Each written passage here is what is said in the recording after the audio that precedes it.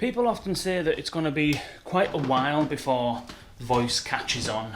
Like the adoption of voice assistants is going to take quite a while before it really reaches a peak and before it really starts changing people's behaviours properly. But think about this. I don't set timers in any other way. I don't use my phone apart from Siri. I don't set a timer in any other way other than using Alexa. I don't buy dog poo bags any other way, right? My dog needs poo bags, as all dogs do. I haven't bought poo bags in any other way other than via Alexa for over a year. Getting out of breath.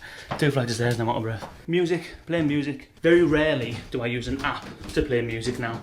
It all comes from Alexa or Google Assistant. And so my behaviours have changed already. Imagine that 5 years into the internet being available.